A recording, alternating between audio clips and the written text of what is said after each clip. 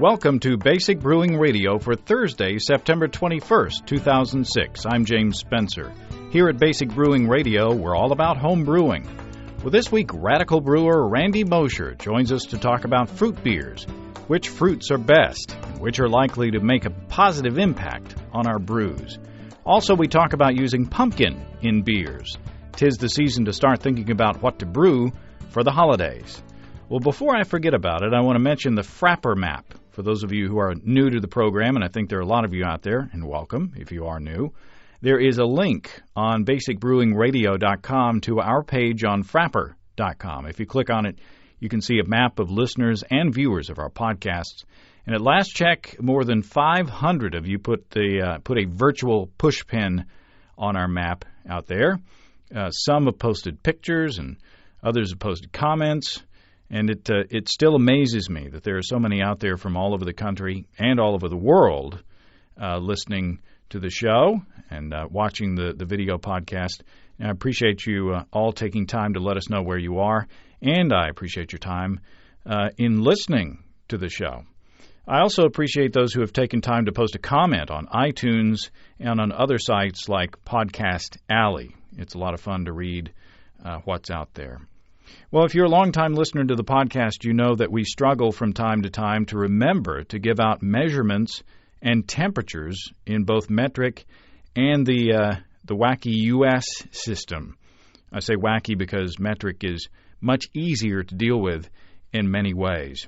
Well, Greg in Brisbane, Australia, has put his mind and his Excel skills to work and has come up with a conversion spreadsheet to help us out. Greg has designed this spreadsheet so you can enter the ingredients of your recipe, and it will convert it either to or from the metric and U.S. units, including back and forth between gallons to liters, pounds to grams, quarts to liters, Fahrenheit to Celsius. It'll even scale a recipe up or down for you in certain increments from 200% down to 25%, and it will calculate apparent attenuation for you. How about that? Well, how much would you pay for this? Well, don't answer yet, because it's free.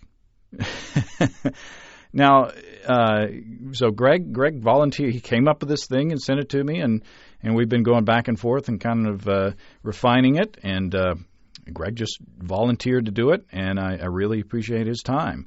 Now we're, and when I say we, I mean Greg, we're still working out a couple of bugs, so if you're downloading and listening to the show early, it may not be on the site yet, but check by the end of the week, and you should see a link to it on basicbrewingradio.com, and I'll try to find a prominent link location near the top of the page. And again, many, many thanks to Greg in Brisbane, Australia, for volunteering to take on this challenge.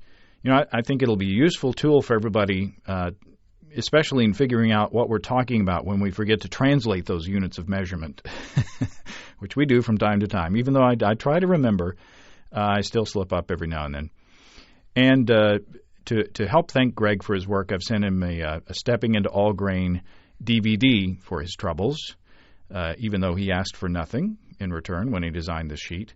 So download it, send us feedback, and we'll, meaning Greg, we'll tweak this thing and make it even better. So hope you enjoy that.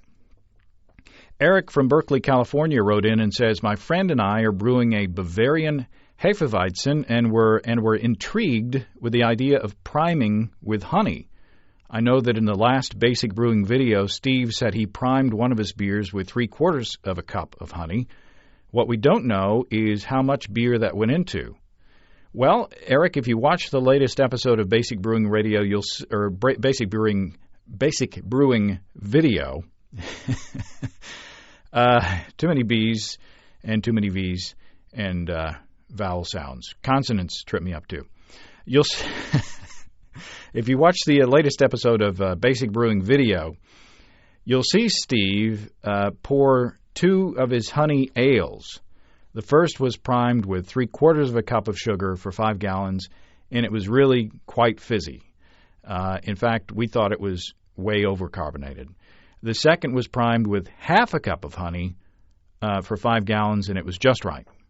So also, if you're priming with honey, you want to treat the honey like regular priming sugar. In other words, boil it in a water solution for 10 to 15 minutes. Sterilize it before you add it to your bottling bucket. So half a cup of honey for 5 gallons to prime your beers. So thanks for the note, Eric.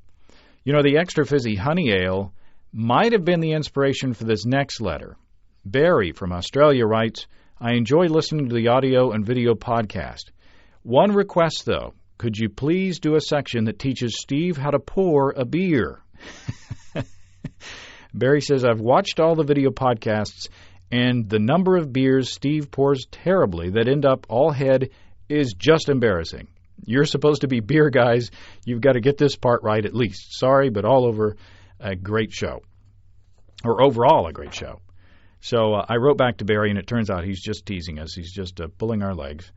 And Steve Wilkes took the opportunity to respond to Barry. Steve says, I once poured all beer down the side of the glass as I had learned in my days of drinking Coors Light from plastic cups at seedy little 3.2 bars in Kansas City, Kansas. I thought it was a sign of good breeding to see little or no head on a beer and that it would help me get chicks. Steve says I was wrong on both counts. Over the years, I've come to appreciate a more direct pour, though I agree I've had some near gushers on the show. Yikes, Steve says. Personally, I like a small to moderate head on most any beer. So there you go. Even pouring beer is a matter of personal preference. You know, on Pacific Brew News Radio, they talk frequently about pouring straight down the middle of the glass and letting the beer grow after getting a big foamy head. And speaking of which, I believe the guys on Big Foamy Head do it the same way. You know, to tell you the truth, I like the middle ground. I like the aroma that comes from a vigorous pour, but I'm usually too impatient to wait around for it to settle so I can drink. So there you go, the latest controversy over the home brewing stuff. Paul from Powell, Ohio, writes, I heard the show from a few weeks ago containing the email from the guy who lost his rubber stopper in the carboy / primary and asked if he should fish it out. Paul says, I did a batch of Oktoberfest that I pushed the carboy stopper into the secondary. On your advice, I let it sit and lagered it for 6 weeks. Drum roll, please. This beer went on to win a second place at the Ohio State Fair this summer. So, no ill effects from the stopper laying at the bottom of the vessel for as long as it did. So, woohoo! That letter makes me happy on 2 levels there. First of all, I'm happy that Paul won an award with his beer, and I'm also happy that my advice didn't screw him up. So, yes, all right. Chalk one up for us. Congratulations, Paul, and thanks for the update there. So, you know, it may be a good thing to push the stopper through. I don't know. Keith from Houston writes, in listening to the archived shows featuring interviews with David Logston of Y Yeast, I was nagged by the notion that I had heard his voice before. It finally dawned on me that David sounds just like Christian Bale, star of Batman the Beginning. Not only is his voice very similar, but his vocal mannerisms are similar. Is David really the alter ego of the Caped Crusader? You know, I haven't seen the movie, but I'm going to have to see it now. You know, strange thing, I forwarded Keith's note to David, and he didn't answer back. So, you know, I bet the Bat Cave would be really good for lagering. I don't know. Okay. That was supposed to be a dramatic pause. I don't know. I know there are many other emails that are worth reading for this show, but I'll tell you the truth.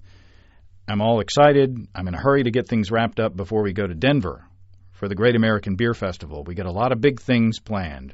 In fact, next week's show should be recorded in Denver, so cross your fingers on that. If you see us walking around, if you happen to go to the Great American Beer Festival and see us walking around, please stop and say hello. I'd like to shake your hand and say thanks for listening in person. It's probably the most fun I had down in Orlando was talking to listeners to the show. Someone else who's going to be at the Great American Beer Festival next week is Randy Mosher. Randy is the author of Radical Brewing, an excellent book, by the way. He'll be giving a presentation on, I believe, pairing beer with food at GABF. But this week, on this show, we asked Randy to talk to us about brewing beer with fruit. Well, Randy Mosher, welcome back to Basic Brewing Radio. Thanks a lot. Glad to be here. Well, the other day I got an email from Brian from Dallas with a question about fruit, and I've been meaning to do a fruit beer show. And I got your Radical Brewing book, and I'm about halfway through it, and I'm enjoying it immensely. And I thought, well, I'll just call Randy up and see what he thinks, and then we can carry on the conversation. Let's just start specifically with Brian's question so I don't forget it. Okay. He says, in Papazian's book, there is a recipe for a cherry stout. It calls for 5 pounds of sour cherries, pits and all. He says, well, fresh sour cherries are difficult to obtain here in Dallas, so he was wondering what to use instead, and he suggested canned pie or sour cherries that are in water, not a syrup, dried sour cherries rehydrated to produce 5 pounds, or a cherry extract. What do you think about that? If you don't have a good source for fresh sour cherries in your area, what are the options?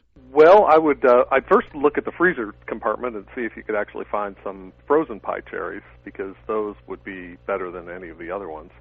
Canned cherries would be okay, I suppose, although because of the canning process, they get a little bit of a cooked flavor.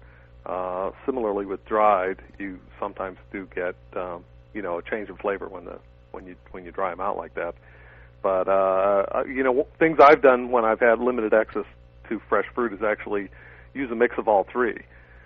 So you might start with a base of cherry wine concentrate, and then layer on some pie cherries, and layer on some canned cherries, and then maybe layer on even some dried cherries on top of that.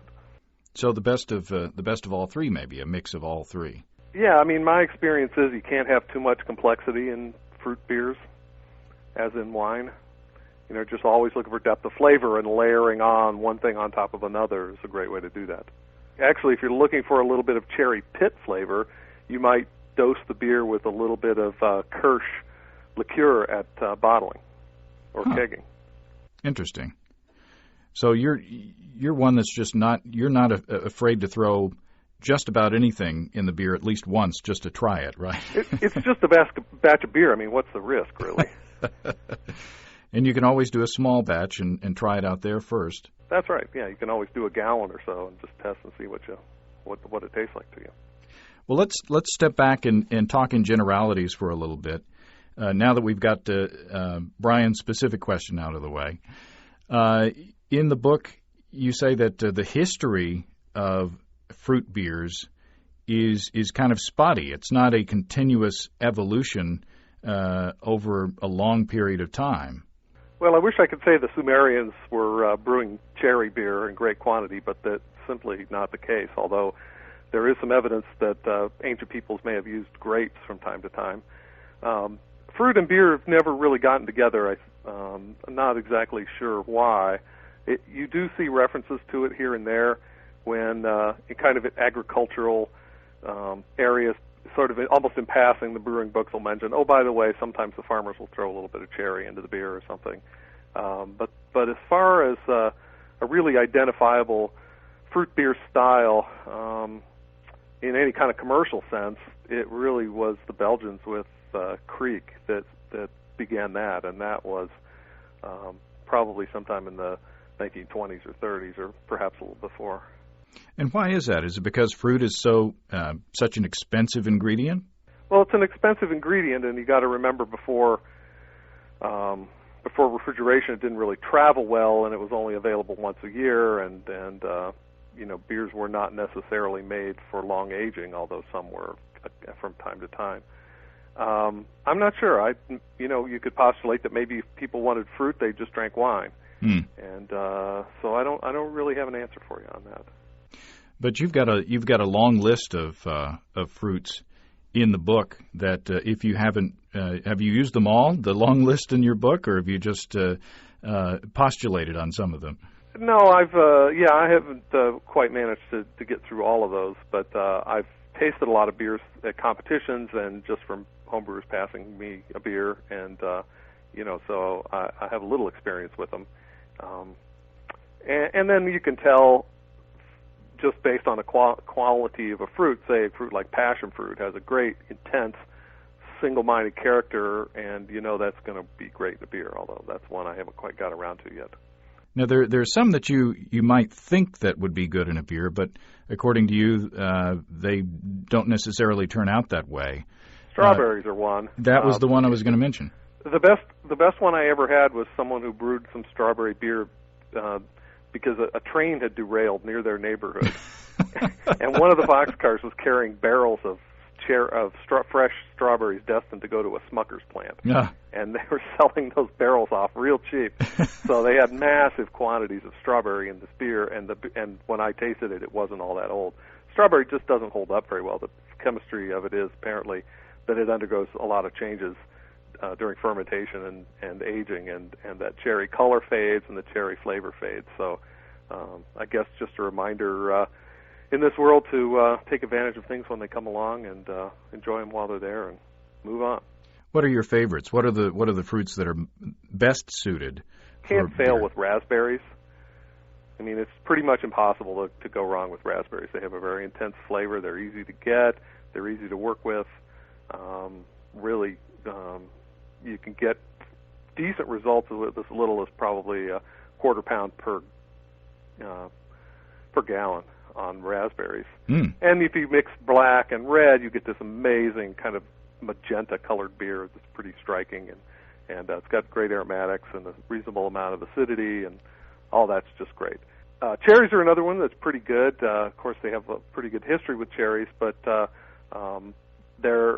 they work well with beer, and they provide a reasonable amount of complexity. They really have a kind of a mysterious wine-like flavor in addition to just that pure cherry kind of flavor that we all know. And there's a number of different varieties, of course. There's the sour Mount Morency pie cherries, and there's black cherries, and there's even, I've seen at farmers markets, some black Hungarian cherries that are pretty nice to brew with. If you can find those are great. And, they mix well with pale beers and brown beers and dark beers, and so cherries are a really good one to latch onto and experiment with.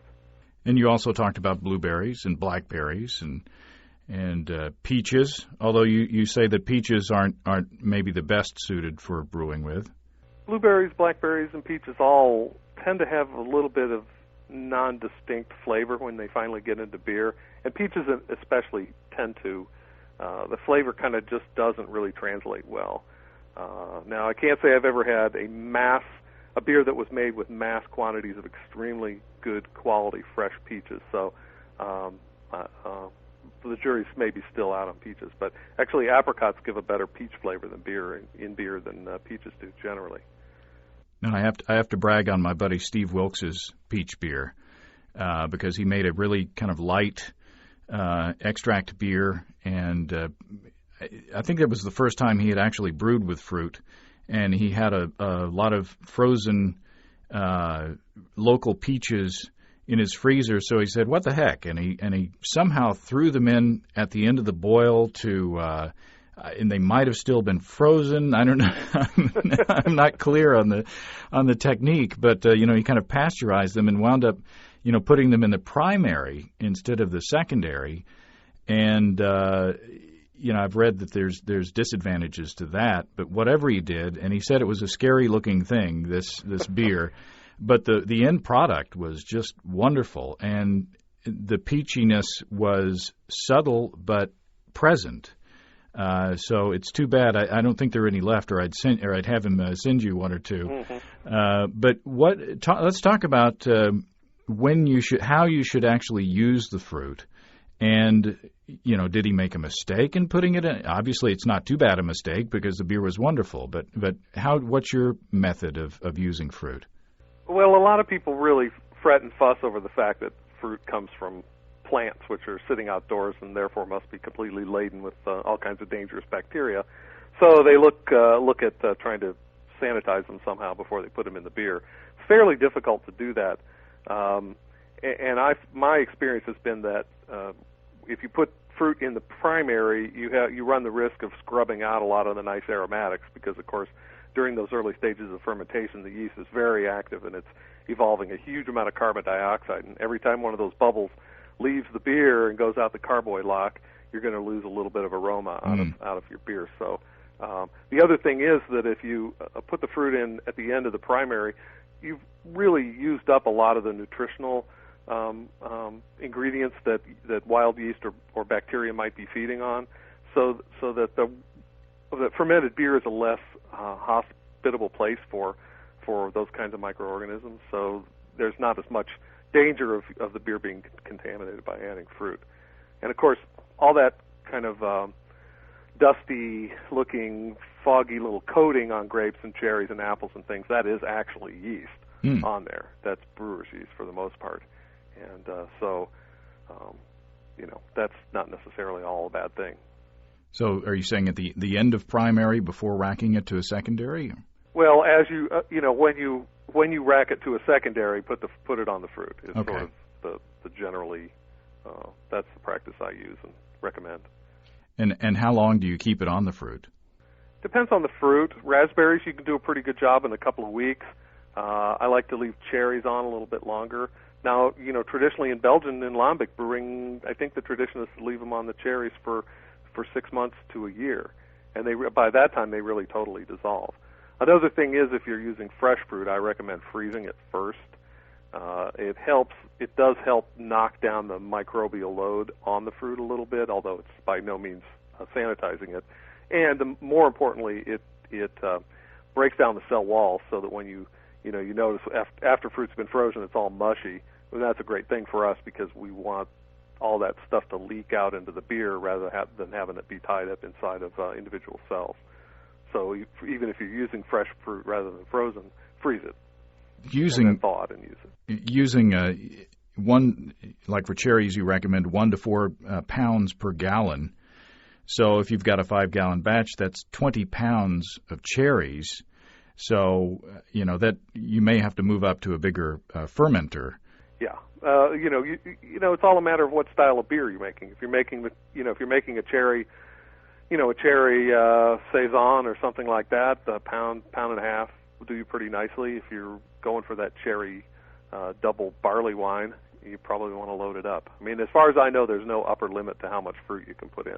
Although when you're starting to look at really high amounts, you might be best off using a combination of, say, a concentrated fruit juice or a fruit wine concentrate plus some fresh fruit, just to keep the quantities manageable.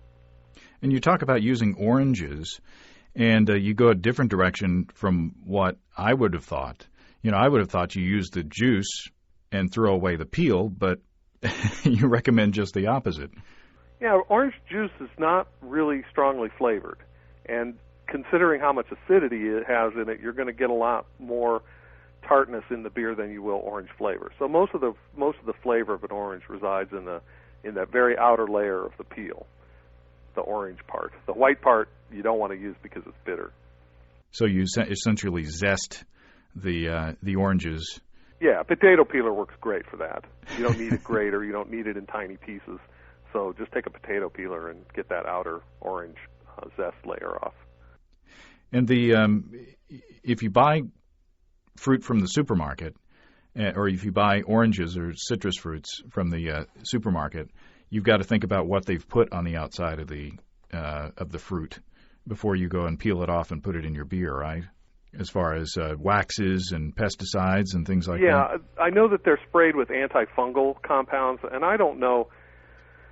I haven't done enough research to have the definitive answer on that. My practice is to scrub them off hard with a one of those little vegetable brushes before I use them. I don't know if it's even possible to find organic oranges, but if you're really concerned about that sort of thing, that would be a place to start. The sour oranges I buy here in Chicago from my Caribbean market don't seem to have any kind of coating or anything on them. So, and plus those are designed to be used for the skin, so I make the assumption that those are going to be less problematic. Now, I would assume that when you're talking about adding fruit to a beer, it would be similar to our discussion that we had in Orlando on pairing just food with beer, because it would seem to me that certain fruits would lend themselves to going better with certain styles than others. How do you go about thinking about that? Well, I would suggest that probably the easiest way to think about that would be to compare the flavors in the beer that you're planning to flavors in a dessert, because all the beer, all those beer brewing flavors are flavors like caramel, like toasty, nuts, like chocolate, like coffee, like espresso. So all of those flavors are ones that we're quite familiar with in terms of eating and desserts. And then, of course, layer on fruit, then you've got something, it's easy to visualize that in your head. So you might think, well, let's say, what about peaches in a stout? Well, and, that might conjure up an image of a peach chocolate cake or a peach mousse with chocolate icing or chocolate sauce on top of it or something. And that doesn't really sound all that great, because the roastiness of the stout is just going to really kind of clobber the delicate, bright flavor of peaches. So maybe, you might want to think about a fruit that's often paired with chocolate, like cherries, for example, chocolate-covered cherries, or raspberry, a chocolate raspberry mousse cake with a few raspberries on the plate. So that gives you an easy way to kind of visualize what might be going on with the beer. So, and I would assume that you've got to have a well-crafted base beer that could maybe stand very well on its own before you add the fruit. Well, I think that's always the case. I mean, you're trying to get this nice blend of things. You're trying to get two things to work together, but you definitely want a quality beer underneath. Another important thing that starts to really come into play with fruit is acidity. Winemakers have a term, it's called flabby, and that describes a wine that doesn't have enough acidity. And when you lack acidity in a fruit-flavored beverage, the fruit tastes kind of dull and lifeless. So, you always want to make sure that you have enough acidity. This is pretty easy to adjust right at the end of bottling. Right at the end of the fermentation process before you bottle. It's easy to add some winemaker's acid blend or possibly lactic acid, and you can pull out an ounce or two and measure with a syringe or a pipette some acid of some sort, and then you can taste it at different strengths till you find one you think is going to be the right combination. Then you can just scale that up to your batch size. What are your favorite beer fruit combinations? Well, I do like a really well-made cherry stout. I think that's a pretty great one. I love orange flavor in beer. I've got a recipe in Radical Brewing for a tangerine porter, and I think tangerine, orange goes well with chocolate, and tangerine's just sort of another variation on a sort of orange flavor. So I think that's a great combination, really working that kind of orangey thing. I do love a really well-made raspberry beer, one especially, kind of a lighter, kind of amber-colored beer, something with a little strength to it. Let's say a raspberry triple might be pretty astounding if done well. I think people don't really push the fruit hard enough. I judge fruit beers a lot at competitions, and I'm always a little bit, well, not always, but underwhelmed by the fruitiness of beers. I think people should just really throw caution to the wind and overdo it a little bit. It seems like to me if you're jumping in, you better jump in with both feet to make the fruit present. Otherwise, why do it, right? Yeah, that's my philosophy in a lot of things. Now you've listed some fruit beers to ponder: Raisin Abbey Double, a Raspberry Vanilla Porter, a Passion Fruit Wit Beer. Now that sounds good. Are there? And you mentioned in some of the fruits have an effect on the clarity of the beer, so it might be good to pair a fruit that has that effect with a beer that you're not going to worry about if it's cloudy already. Well, one area where I specifically suggest that is the use of marmalade to season up a wit beer. Brewers in America have a hard time getting hold of the right kind of orange to brew with. I've always been a little disappointed with the bitter orange or dried orange, sour orange that's available in homebrew shops. It seems to me kind of not very orangey and a little bit kind of bitter. And but it's very difficult to get a hold of fresh, sour Seville oranges. And one great source of that's marmalade. But the problem with marmalade is that that's got a pectin in it that will create a little bit of a haze in a beer. But in a wit beer, you actually have to work at getting a haze to form because it's a characteristic part of that style. So using a little bit of marmalade in a wit beer is kind of the best of both worlds. Actually, it's really high quality fruit and it's really easy to use, and it's going to help you with that getting that haze. Kind of a tasty cheat there. Yeah, and that'll happen. With most fruits, if you boil them, you will tend to set that pectin. If you're using unboiled fruit or uncooked fruit, that won't be such a problem for you. Generally, fruit beers will clear out pretty nicely. And I guess that would be one advantage to putting it in the secondary rather than at the end of the boil like Steve did. Correct. Although, depending, if you put a mass quantity of fruit in, it may not have been enough to actually bring those pectins up to the point where they would set.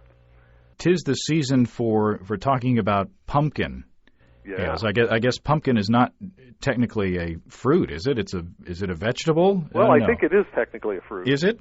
Because it's got, it's an outer covering, it's got seeds inside. So I think that is, I'm not a botanist, but I think that's the definition of a fruit. Well, it's close enough for this conversation. Yeah. I've been reading Tech Talk, the American Homebrewers Association daily email, and it seems like around this time last year the conversation turned to pumpkin beers as well. And, boy, there are a bunch of different approaches to get pumpkin in your beer or to get at least the hint of a pumpkin pie flavor in your beer. Talk about your tactics. Well, before I say what I do, I should mention that I heard from a professional brewer one time that he brews a pumpkin beer and they put no pumpkin in it at all. So what that means is if you really want a pumpkin flavored beer, you don't necessarily have to bother with all that pumpkin, because if you look in a cookbook and you find the exact mixture of cinnamon, nutmeg, ginger, and allspice and put them together in those proportions and put them into a beer, it's going to taste pretty much like pumpkin. Because that's what we associate with pumpkin. I actually made a pumpkin ale a couple of years ago with no spices in it at all, just to see what, could you tell what it was? That was sort of a little experiment. And if you knew there was pumpkin in there, you could taste something a little bit kind of squashy about it, and it was pleasant enough.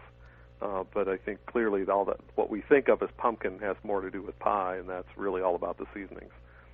The Elysian Brewing Company out in Seattle last year brewed a batch of beer and fermented it in a 400-pound pumpkin. And then when it came time to tap it, they just jammed a tap in the side of the pumpkin and served the beer right out of this huge pumpkin. It's quite funny. Now, there's a recipe on our website for a pumpkin pie spice beer that a friend of mine made, and he used no pumpkin in there whatsoever, but he used spices that are generally associated with pumpkin pie. And the version that he made was subtle enough so that the spices weren't in your face.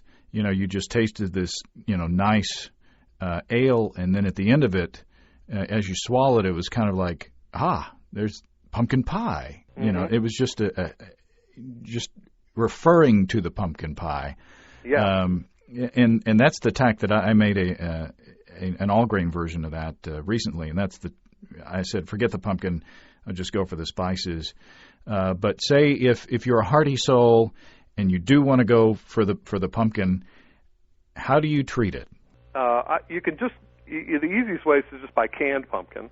If you want to do it yourself, buy small pumpkins. Get the pumpkins that are about 6-8 inches in diameter. They're actually designed for making pies and eating. Cut them in half, put them face down or cut side down on a baking pan, and roast them in an oven, 350 degrees for, let's take a look in about a half hour, and you want them kind of nicely caramelized and soft all the way through. It may take longer than a half an hour, but they'll sort of collapse down. Then just scoop out the goop, If you're using fresh pumpkin like that or canned pumpkin, you really ought to mash it just to kind of get rid of some of the starches and things that are in there. So just add that to a mash, and it will, whatever sugar there is in there, whatever carbohydrates are in there will convert. It's not a great deal. I forget, maybe somewhere around 5 to 10% of the weight is carbohydrates in a pumpkin, so they're not massively starchy, obviously. And there, a lot of the talk on the forum was, watch out, be sure to add rice hulls because your sparge will be stuck for sure if you don't. It's gloopy stuff, no doubt. Now, I in doing a Google search, I found another source for a recipe that said use canned pumpkin, caramelize it in the oven, and skip the mash, put it straight into the brew pot. Mm-hmm. So, but you're saying there's a drawback to that? I just haven't tried it that way. So I really can't say. If this guy's getting good results with that, I'd say go for it. So far my favorite method is not to use it at all. So that's certainly the easiest way to go. And again, our brains are so conditioned to think of things in certain ways. I teach beer styles classes for the Siebel Institute here in Chicago, and one of the things I always tell the brewers is it's your job as an artist to mess with people's heads. That's a good way to think about it. Yeah, it is. It really is a good way to think about it, because then that starts to give you an idea what your goals are as an art person. Well, and people's perceptions are 9/10 of the battle probably.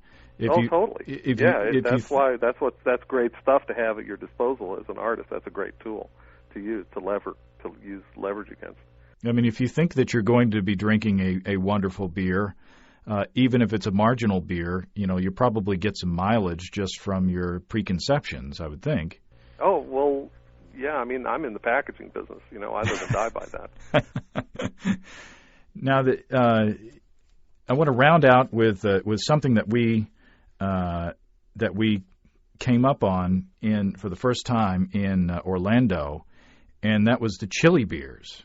Mm-hmm. And boy, we tasted some really nice examples of well-balanced, tastefully done chili beers.